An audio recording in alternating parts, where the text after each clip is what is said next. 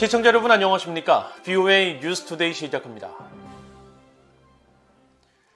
중국에서 건너온 화물로 포화 상태였던 북한 의주 비행장이 텅 빈 것으로 나타났습니다.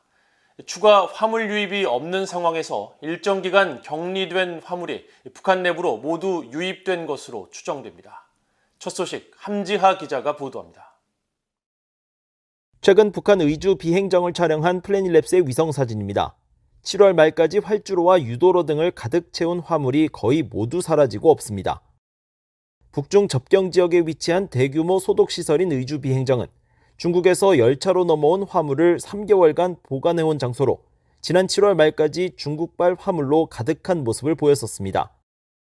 특히 4월 중국 단둥에 신종 코로나 바이러스가 퍼지고 이에 따라 북중 화물열차 운행 중단 소식이 들린 이후 의주 비행장은 새로 유입되거나 북한 내부로 유통되는 화물 대신 장기간 방치되어 온 화물 더미가 가득한 상태를 유지해왔습니다. 그런데 최근 촬영된 위성사진을 통해 2.5km 길이 의주 비행장 활주로와 유도로 그리고 그 사이 공간이 빈자리를 드러낸 사실이 확인된 겁니다. 북한은 지난달 2일을 전후로 화물을 크게 줄이기 시작해 일주일 만에 활주로 상당 부분을 비워 지금과 같은 텅 빈 상태는 최소 약 한 달간 이어진 것으로 추정됩니다. 또 이 기간 화물이 새로 쌓이지 않은 점으로 볼 때 중국에서 유입된 화물도 없는 것으로 보여 화물열차 운행 재개가 아직까지 이뤄지지 않은 것으로 추정됩니다. 물론 의주 비행장에는 창고 형태의 건물 약 10개가 마련돼 있어 중국에서 건너온 화물이 보관 중일 가능성은 있습니다. 다만 위성사진을 통해 열차가 포착되지 않은 점 등을 고려하면 북중 간 열차는 여전히 운행 중단 상태일 가능성에 무게가 실립니다. 북한과 중국이 열차 통행은 중단시켰지만 선박 등 다른 교통수단을 통한 거래는 지속적으로 이뤄지고 있는 것으로 추정됩니다.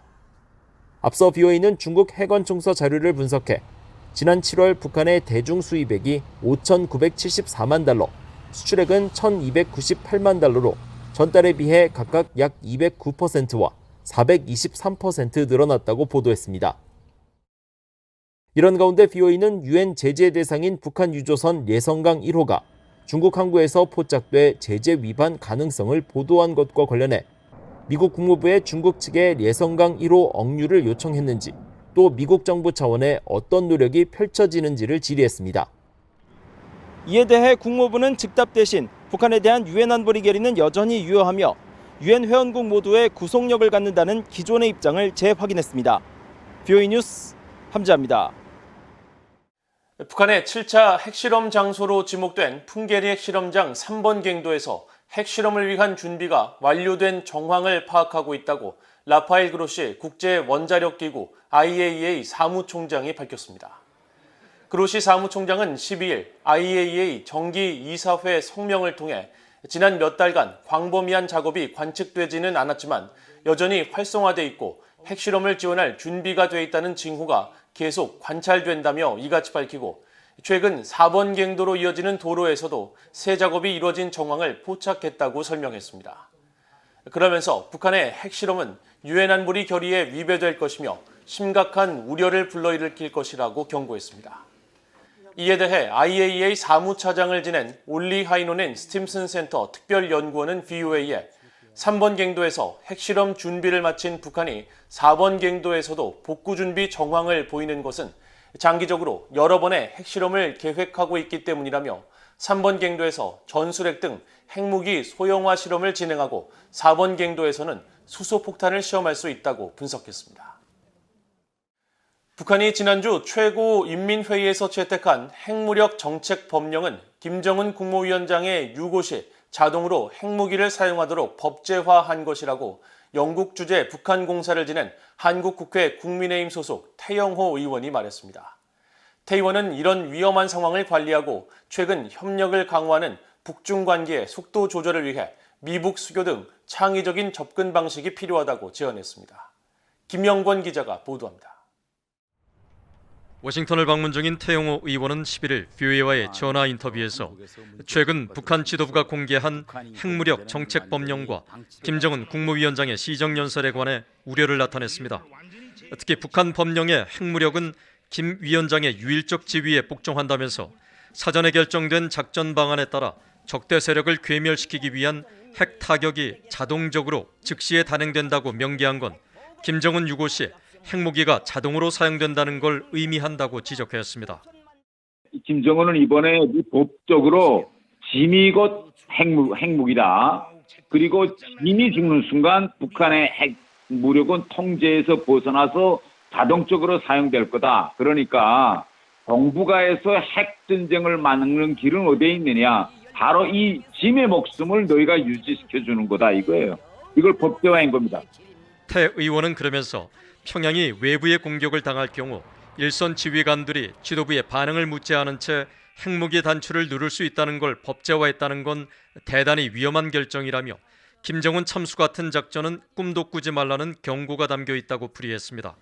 또 북한의 비핵화를 위해 당근과 채찍 등 모든 방법을 구사했지만 김정은의 비핵화 의지가 전혀 없었다면서 이젠 획기적이고 창의적인 방법이 필요하다고 말했습니다. 미북 수교 등을 통해 교류를 확대하면서 핵무기를 안정적으로 관리하고 북중 협력의 간극을 벌리는 전략이 필요하다는 겁니다.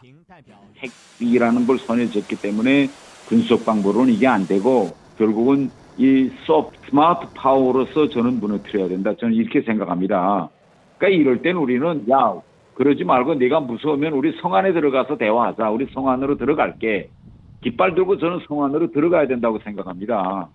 태영호 의원은 이런 시도는 북한 핵에 대한 면죄부가 아니라 과거 헨리 키신저 전 미국 국무장관의 미중 수교 전략처럼 현실적인 대안일 수 있다면서 김정은 정권은 20, 30년 후 세대 변화로 버티기 힘들기 때문에 외부 정보를 통해 북한 주민들을 교육하고 계몽하는 전략을 병행해야 한다고 주장했습니다. 과거 영국에서 8년 반가량 북한 외교관을 지낸 태 의원은 최근 서거한 엘리자베스 2세 여왕을 행사에서 6번 정도 만났었다며 온화하고 친절한 이미지가 매우 인상적이었다고 회고했습니다. 그러면서 북한과 영국 군주는 모두 세습 체제지만 확연한 차이가 있다고 말했습니다. 북한은 강제성과 공포에 의해서 김씨 가문에 대한 존경 이걸 끌어내려고 하고 영국 왕실 같은 경우는 그야말로 국민에 의한 자발적인 그런 존경 이런 걸 이제 만들어가고 있고 이런 데서 저는 대단히 차이가 있다. 태 의원은 영국이 인적 교류 등 비판적 관여로 북한 문제를 풀기 위해 북한과 수교한 반면에 북한은 한반도에 전쟁이 일어날 경우 국제사회의 개입을 막고 서방의 제재 돌파구를 열기 위해 영국과의 관계를 역이용하고 있다고 지적했습니다. VA 뉴스 김영권입니다. 북한 정권의 정부 통제에 대응하기 위한 오토 원비어 북한 검열 감시 법안이 미국 상원을 통과한 데 이어 하원에서도 발의됐습니다. 이 법안은 북한의 정부 검열에 대응하기 위한 방안을 마련하고 미국의 대북 방송을 증대하며 북한 주민들의 정보 접근 검열에 연루된 해외 개인을 제재할 수 있는 권한을 대통령에게 부여하는 내용이 글자입니다. 법안은 오하이오주의 브래드 웬스트럽 하원 의원이 지난 9일 대표 발의하고 민주당의 게리 코놀리 하원 의원과 공화당의 앤디바 하원 의원이 초당적으로 참여했으며 앞서 지난 6월 상원은 본회의에서 같은 법안을 만장일치로 통과시켰습니다. 전 세계 현대판 노예가 지난해 기준 5천만 명으로 급증했으며 현대판 노예의 여러 국제 사례 중 하나로 북한의 수감시설 내 강제 노동 문제가 있다고 국제노동기구 ILO가 지적했습니다. ILO는 12일 발표한 새 보고서에서 UN 인권 최고대표 사무소의 지난해 보고서를 인용해 북한 내 수감시설의 강제 노동 행태가 반인도 범죄 중 노예화에 해당할 수 있다고 경고했습니다. ILO는 이 UN 보고서가 북한 내 일반 수감시설에서 특히 가혹한 조건 하에 강제노동이 발생했다는 신빙성 있는 진술에 대해 심각한 우려를 표했다면서 북한 수감시설 내 강제노동 형태로 건설과 농업, 벌목, 광업을 비롯해 비슷한 형태의 육체적인 중노동을 대표적 사례로 지적했습니다. 또 북한 수감시설 내 가혹한 노동 환경의 예로 극도로 긴 노동시간과 최저 연령 수준 이하의 배급량, 전반적으로 열악한 생활 환경과 의료 지원 거부, 업무 할당량 미달로 인한 잦은 구타 등을 지적했습니다. 스페인 주재 북한 대사관에 침입한 혐의로 스페인 신병 인도 결정이 내려진 크리스토퍼 안 씨의 보석 조건이 완화됐습니다. 미국 캘리포니아 연방법원의 진 로젠블루스 판사는 9일 크리스토퍼 안 씨에 대한 보석 조건 완화 명령문에서 안 씨의 발목 추적 장치를 제거할 것과 외출 시간 제한을 없앨 것, 이동 가능 범위를 캘리포니아 연방법원 관할구역으로 넓힐 것 등을 명령했습니다.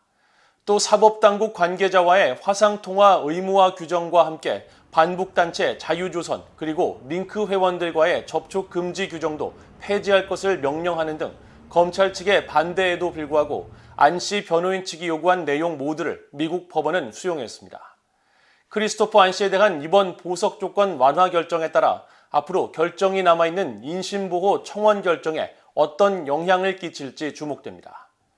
안 씨는 지난 2019년 2월 스페인 주재 북한 대사관에 침입해 납치극을 벌인 혐의로 같은 해 4월 스페인 수사당국의 요청을 받은 미국 연방수사국 FBI에 의해 체포됐으며 이후 미국 법원은 안 씨에게 가택연금을 명령한 바 있습니다. 이상으로 VOA 뉴스투데이를 모두 마칩니다. 시청해주신 여러분 고맙습니다.